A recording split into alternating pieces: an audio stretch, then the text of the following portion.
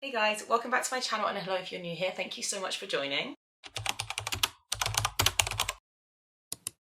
So in today's video, we're going to rank the 46 books that I have read so far this year from worst to best. So I thought this would be a good idea to do a ranking video because I haven't done that many monthly reading wrap-ups. So I thought this would be a really good way to wrap up what I've read so far this year. So I've read 46 books so far this year. I've read quite a lot of series as well, I've noticed. While I was doing this whole ranking system thing, I realised I've read a lot of series. So you'll notice a lot of books from the same series, however, they're going to be ranked in amongst all the standalones that I've read as well. So basically what I did is I got online and I found like a ranking system thing and I typed in the names of all the books that I'd read, and then what it would do is it would bring up both books. I'd have to pick which one I preferred over the other one, and it would just bring up all the names and eventually it would bring up a ranking system. So I've basically got them all on here on my laptop, and I'm not going to go into too much detail as to like what the books are about because we would be here for so long. I will do another one of these at the end of the year and I will rank every book that I've read from worst to best or best to worst, whichever way around you want to say it. Anyway, let's get started. Okay, so first up, the worst book that I read this year, which is actually the only book that I've DNF'd this year, which was The Dixon Rule by Elle Kennedy. I just thought this was just so horrendous. I actually got really far into it. I think I got like 70% of the way in and I still had to DNF. There's nothing was happening. It was the same day on repeat. What I noticed is the books at the bottom that I haven't liked that much, when I was thinking about what happened in those books whilst I was doing my ranking system, everything that came to mind was, oh, it was repetitive. And I feel like I don't like that. If the story's not progressing at a good pace, it's not exciting, it's not grabbing my attention, I find it really hard to give it more than like a 2.5 star. So yeah, this I just could not anymore. I was just not connected to the characters, didn't care about the dance competition, didn't care about the friends of benefits situation. And then apparently there's just like a whole trauma dump at the end of it and I couldn't be bothered. Okay, coming in at number 45 is Bully by Penelope Douglas. I gave this like 2 stars. Again, this isn't really much of a bully romance. I was so disappointed because Penelope is one of my favourite authors ever, but this just was not it. It was super boring. I had to really, really push myself through to finish it. And I do think the only reason I managed to finish it is because it's quite a short book. It just was not good. And you can tell that I think this might have been the first book Penelope ever wrote, or one of the first, you can definitely tell. So the next one is The Psycho by Nikki J. Summers, and this is the first book in the Soldiers of Anarchy series. Now, this is a series that I kind of don't know whether to continue with or not because I liked the setting of it and I liked the characters in the MMC because they're all going to get their own books. But I think it was the tropes in this that I don't think she did very well. It's supposed to be a stalker romance, but it really isn't, and I think that just disappointed me from the beginning. I picked this up literally wanting to read a stalker romance, and she knows she's being stalked the whole entire time. And basically like will go up to her window and basically just wave at him. Like she knows she's being stalked. And so for me, like that's not the kind of stalker romances that I like to read. Because I feel like that takes away all the tension. The whole point that we dark romance lovers enjoy stalker romances is because of the amount of tension it brings. And I just felt like that just completely dissipated with this book because she knew she was being watched. And I just also felt like the characters lacked a lot of depth and everything. The storyline was okay. Yeah, it was just 2.5 star read. Okay, so the next book is Belladonna by Adeline Grace. I was really disappointed with this.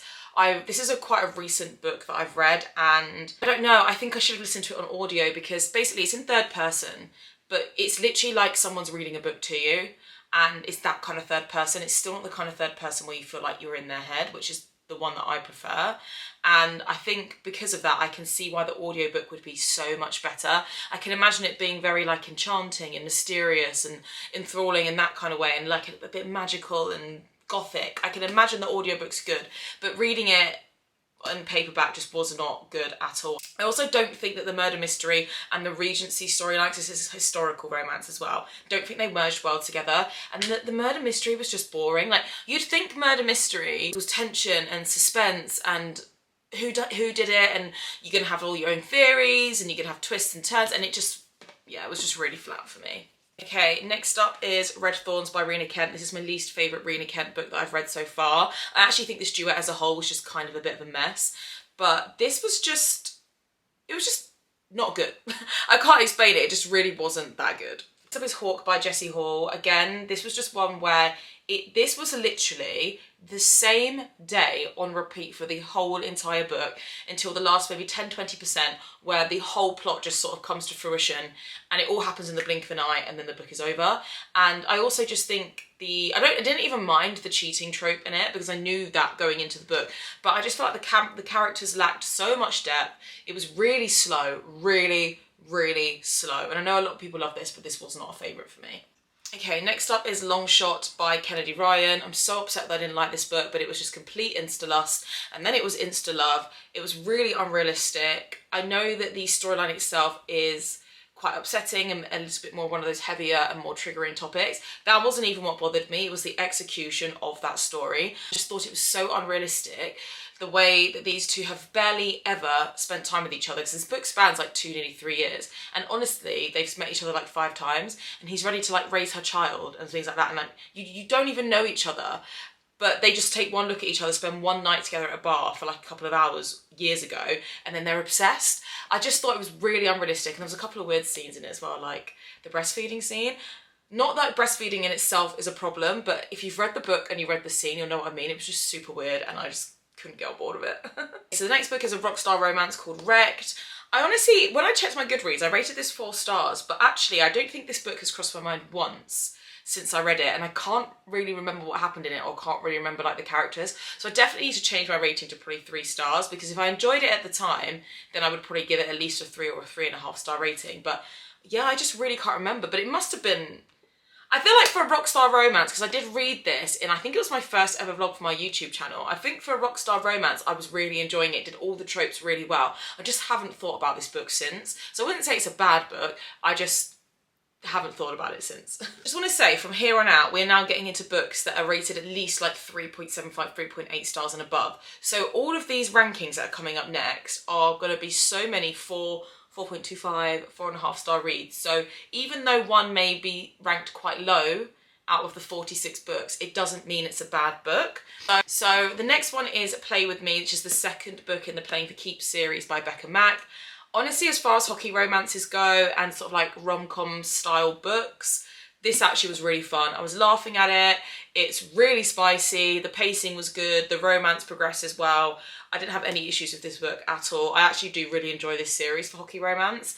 And so yeah, just want to literally say as well, it was so hard choosing sometimes between 2 books when they would come up against each other. And I was like, how do I choose? Like, it was really difficult. But when I've looked at the list, I actually feel like it's done a really good job at the rankings. It has come out pretty good. Next up is Born Darkly, which is the first book in the Darkly Madly duet. I love Trisha Wolfe so much. This is like very different to other books I've been reading this year. It's very it's like a criminal, psychological, serial unaliver, very dark romance sort of thing. And I remember having so much fun with it. It's really fast paced, and quite a lot of the time I was like, oh my God, whilst I was reading it. I just remember having so much fun. I read this back in like February. I think about London and Grayson all the time still, and it's so well written as well. Next up is All the Lies from the Truth and Lies duet by Rena Kent. This wasn't bad, it just has the amnesia trope in it, which isn't my favourite. I think if it didn't have that, I probably would have enjoyed it more, but she does write a really good dark romance. She really does. Next up is Save Me, which is the second book in the Whitsex series. I really loved book 1. I just felt like it really fell off, and I've actually just been reading it in my most recent vlog, which you will probably see after this video goes up. It's going to be my next video. Really enjoyed it, don't get me wrong, but it just wasn't, the pacing just kind of fell right off from how the first book went. But it is like a Why Choose sort of like mystery thriller storyline. It's really fun. Like, she has to go into witness protection, and then her neighbours are the 4 brothers that she ends up in a relationship with. So I love that whole aspect of the story. It's really good. I just felt like the pacing just dropped right off from the first book in this one. Okay, so next up, this is Until I Get You by Claire Contreras. This is a dark stalker hockey romance. Again, I don't really feel like this is a stalker romance. I feel like it's a little bit mismarketed there, because there's a time gap where they're both apart for a while, and he finds her before she knows that he's found her, and he kind of watches her for a little bit. And when I say a little bit, I literally mean for like a week or 2 weeks, and then he makes himself known. So I don't really feel like you can call that stalker romance. But I just felt like the first half of the book was really good, and the second half of the book was so slow. I listened to this half on audio and half read it, and I feel like if I wasn't listening to it on audio, I may have not been able to finish it. But then when I got to the end and looked back on the story, I was like, that actually was quite a good dark cocky romance. It's written really well. I just feel like the pacing, and it really loses itself in the middle towards the end, and then the pacing really picks back up again. But it's not like a bad book. I would recommend it. It's just not my favourite. So next up is Lovely. This is the third book in the Booktok series. This is the most recent book. Actually, no, I finished one book. So I've just finished a book called Savage Hearts. This was the book that I finished before it. So I've very recently just finished this. Again, the pacing was really slow, but it got really good at the end. The last book I've still got to finish. I'm going to probably read that next week just to complete that series. And it is a fun series, but I just felt like book 2 and 3 could have just been one book together. Okay, so next up is Brutal Prince by Sophie Lark. Ironically, I think on Goodreads I actually rated Love Me or those Booktok series books higher than I rated Brutal Prince. But when I came round to thinking how much fun I had with the books, Brutal Prince has ended up coming out a little bit higher. But I don't disagree really with the ranking when I think about it. But yeah, this was really fun. This is Callum Nader's story. I haven't read anything else from this series, but I love Sophie Lark. She's just fun, she's easy, you don't have to think too much, you can just get lost in her books, and they're really quick to read. And this was a really good mafia romance, to be honest. It's enemies to lovers, rival families, false proximity, all that good stuff, and it was really good. So the next one is All the Truths. Again, this is the second book in the Truth and Lies duet by Rena Kent. And this one was a lot better because by the time of this book, the whole amnesia trope wasn't so much of a driver in the story, and this picked up a lot more. It is quite dark. Asha and, is it Ray or Rena? It's Rena, isn't it? Asha and Rena, I really, really like their story. Parents of a child from the Legacy of God series. So really excited to get around to that because Asha Carson is kind of a bit crazy. I would say from here on out, looking at what I've got left here, these are all books that I would highly, highly, highly recommend. 4 stars and above reads, really, really solid books. So the next book is Serpentine Valentine by Gianna Darling. This is a sapphic romance. I think this was my first sapphic romance, and it is a Medusa retelling.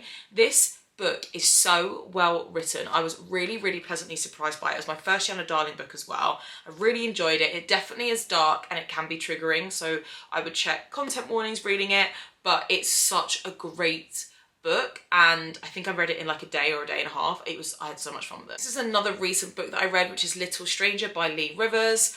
I don't know what's wrong with me because a lot of people say that some of the content of this book is crazy, like the spider scene and the screwdriver scene. I clearly read far too much dark romance because I honestly didn't think that they were that bad, which is kind of concerning, I think. But that being said, I loved this book. I was very pleasantly surprised because I find books that are this short, sort of like the 200-page mark, very difficult to rate because you don't really get a full story, and you have to do the author has to do a really good job at creating a full picture of like depth to the characters, depth to the story, developing it, the pacing of it, without rushing it, but without taking it too long and then rushing it at the end. Like, I feel like they're difficult length books for me to enjoy, but I absolutely loved this. And I feel like this does dark romance right, because quite a lot of dark romance books at the minute for me just keep falling short, but this was so good for a dark romance, like really, really, really good. Next up is Where's Molly by H.D. Carlton. This again was so good. I knew I would love this because I love the Haunting Adeline world so much, and this is the spin-off book for it.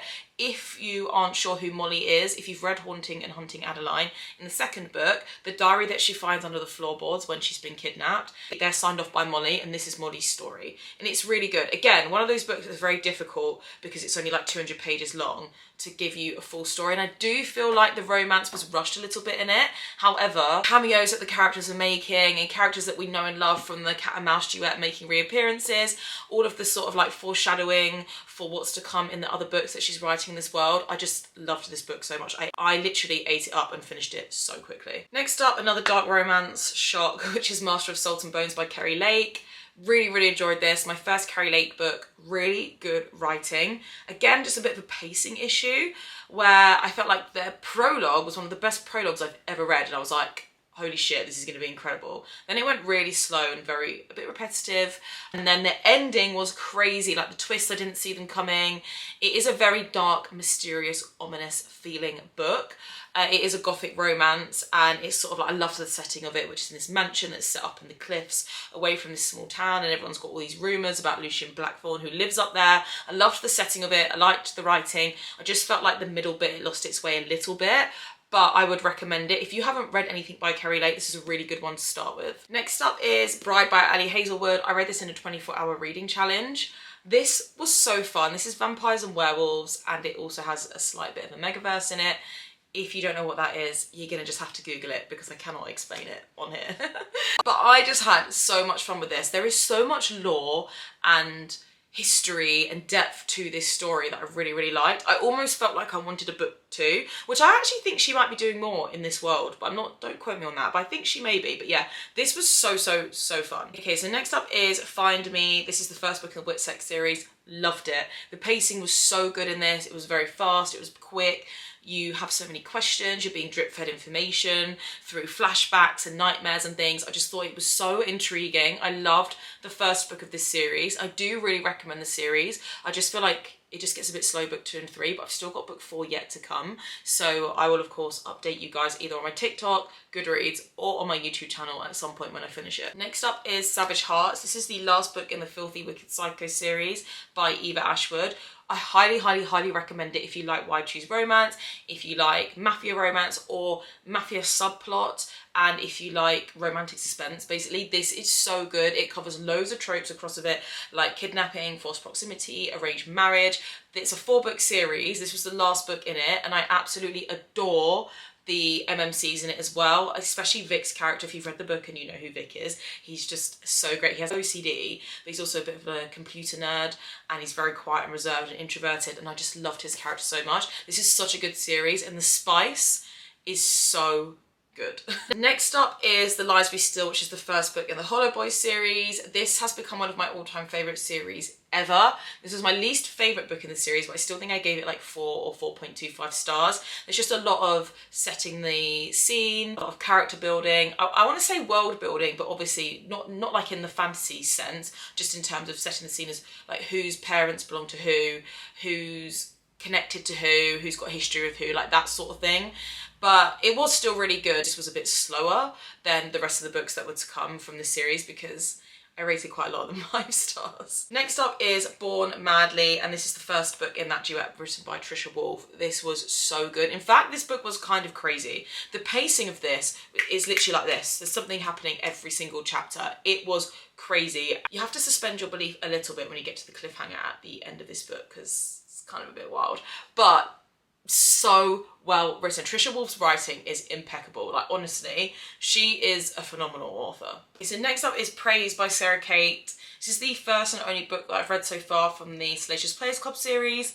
Why did it take me so long to read this? This was so good. I don't mind age gap romances. I'm actually one of those people that if you're gonna do an age gap, actually give me an age gap and make it a taboo age gap romance. Like, if you're like 5 years older, that's not an age gap to me. So this was so good. It's her ex-boyfriend's dad, and the spice, the tension, the pacing, the ending, like I was rooting for these characters in this book. I actually ended up giving it 5 stars. I thought it was so good. Okay, so next up is The Predator. I don't know how The Predator has ended up above Praise, to be honest, because I didn't give this 5 stars. I feel like the reason The Predator has made its way above a 5-star read is because when I saw it popping up, I kept thinking of Tristan Kane, and I'm obsessed with him, so.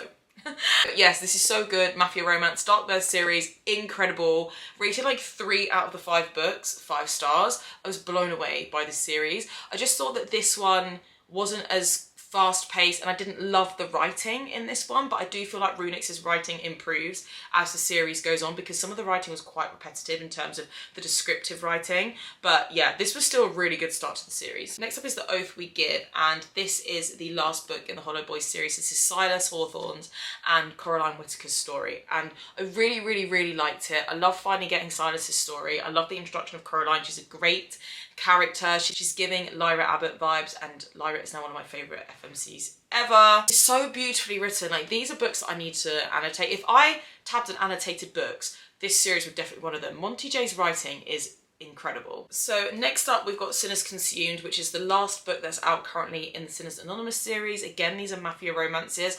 Absolutely obsessed with this series. Love the setting of it, love the sort of like rainy seaside coastal towns and cities it's run by them. I love the Sinners Anonymous like hotline that they have, and the phone booth where you can sort of like ring in and admit your sins, and then the guys that are running the town, they listen into everybody's sins and then they pick somebody once a year to... I just loved it so much. It's very much focused on a lot of superstitions and luck and casinos and betting, and I really liked how that was interwoven throughout all 3 books. I love them so much. This is my least favourite one, but I still gave it 4 stars. It was really good. So next up is Sinners Consumed, which is the first book. I think it's the first book. I've got them the right way around. But again, loved Penny and Rafe. Absolutely obsessed with their characters, obsessed with this world. I think about it all the time. Next up is The Finisher. This is the 4th book in the Darkverse series. I really liked it. I think this book is really, not necessarily underrated, but I think it does get overshadowed by other books in the series because they are really good, but this is so good. Zephyr's character was making me laugh. I found her really relatable. Loved how much the plot thickens in this book as well, because the plot in the Darkverse series is one of the best plots I have read to date, like all year. It's so intricate. There's so many levels to it and layers to it. It's so good. I love this series so much. I have not stopped thinking about it since I finished it maybe about 4 weeks ago. Next up, okay, this is so random. This is a sci-fi thriller, but it's Dark Matter by Blake Crouch. This book is absolutely insane. I think I read this in like 7 or 8 hours. It was incredible. The writing, the pacing, it's literally fast-paced from the get-go. It does not slow down. It's literally like if Interstellar and Inception had a baby, you'd get this book.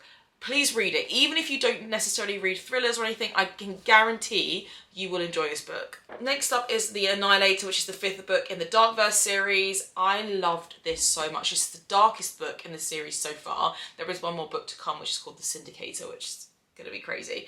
And the MMC in this, the Shadow Man, he is giving Zaid Meadows. Like, I have never felt like this before since reading Haunting Adeline or The Cat and Mouse duet. Like, I was obsessed with his character. He's so meticulous, he's so reserved, he's obsessed, even down to the roses. Like, he literally would leave her roses, black roses. Very obsessive. It is a stalker romance, and it's a stalker romance done right. It's really good. The next book is Sinners Anonymous. This book was so good. I love Rory and Angelo's story. The tension, the banter, everything about this book was just absolute perfection. I had so much fun with it.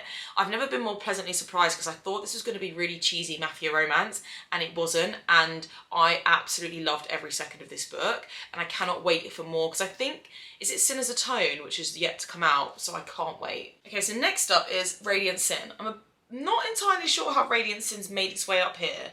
Maybe it could have gone maybe 3 or 4 books back, but regardless, this was still like a 4 or like a 4.25 star read for me. This is Apollo and Cassandra. If you don't know what the Dark Olympus series is, they are all Greek mythology retellings, and this is the myth of Apollo and Cassandra, and it's so good. There's like a murder mystery here to do with, like, is it Theseus and the Minotaur? Like, that all gets involved into it. It was really good. It's kind of like an age gap workplace romance with forced proximity.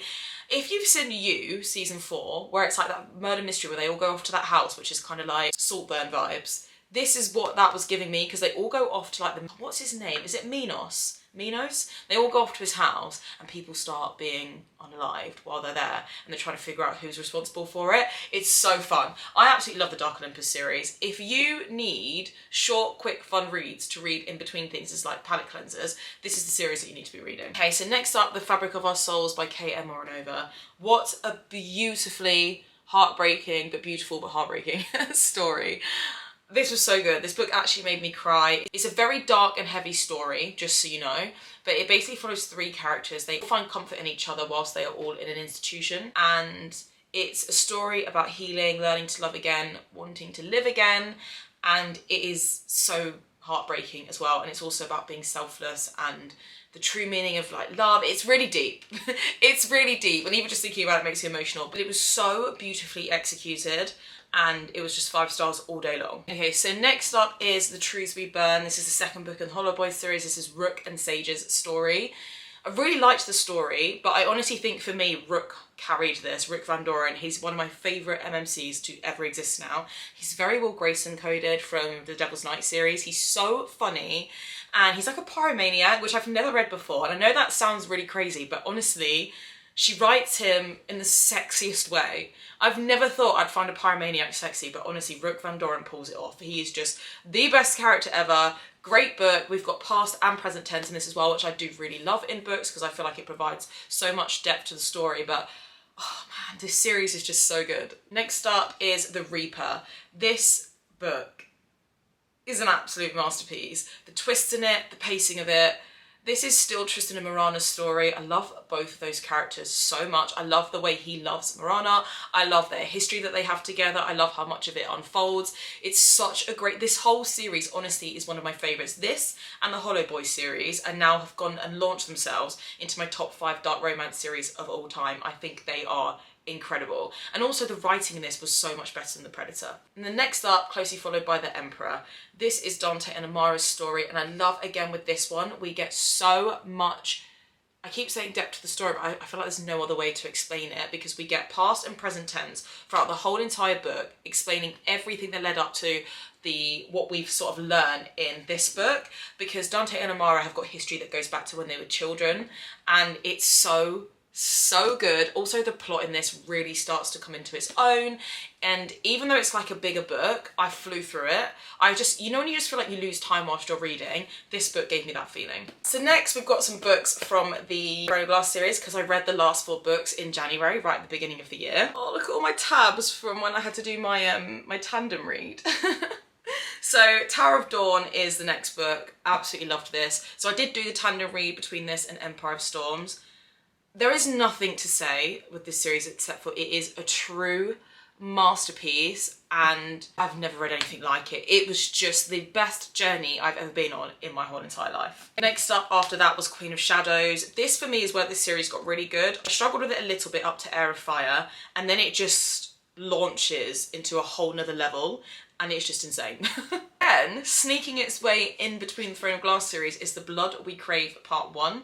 So this is Thatcher and Lyra's story, but the first part of it, absolutely adore this. Again, it's another one of those books where we have past and present, and Thatcher and Lyra have this connection that goes back to when they were kids to do with their parents. Just the levels to this story are insane. And the tropes in this are like stalker / psycho, obsessive, blood kink. Like, honestly, this book is insane. I think about it every single day. Thatcher Pearson is like this really meticulous, really like has to follow this routine. He's literally a psycho, like he's a diagnosed psychopath. He's the complete opposite to Lyra, who literally is obsessed with bugs, and she keeps like, you know when you can get bugs, like people collect like butterflies, they're like real but they're, I don't know, framed or whatever. Like Lyra's a bit like that, and she's always muddy and dirty, and they're like complete opposites. It's an opposites attract trope. I just love this book so much. And then my top 2 books of the year. Empire of Storms comes in at 2nd place. Oh, look, again, look at all my tabs for my tandem read that I did, but wow. There are scenes in this book that I can remember so vividly, even though I read this back in January. These characters will stay with me forever. And then of course that leaves the best book that I have read all year, which is Kingdom of Ash. I mean, look at this absolute monster of a book. How could I not put this at number 1? I've truly never read anything like it, honestly. Even when I think about all of my favourite reads from even the past years, there is nothing up there with Kingdom of Ash for me. It's just insane. Throne of Glass is really, really such a good series. The hype is real with this one. It really, really is. So yeah, the best book that I've read all year is Kingdom of Ash. So there we go, guys. That is all of my books ranked 1 to 46. Like I say, I will do this at the end of the year. My reading goal is set at 80. I am reading slower this year because I'm doing YouTube and everything like that, so I'm not reading as quickly as I would. However, I feel like I was having a bit of an iffy start to my reading year. I was in such a reading slump after Throne of Glass, but I'm definitely back in the swing of things now in the last couple of months. I've had some really good reads. Hollow Boys, Dark Verse, everything is just, oh, I feel like I'm thriving again with my dark romance.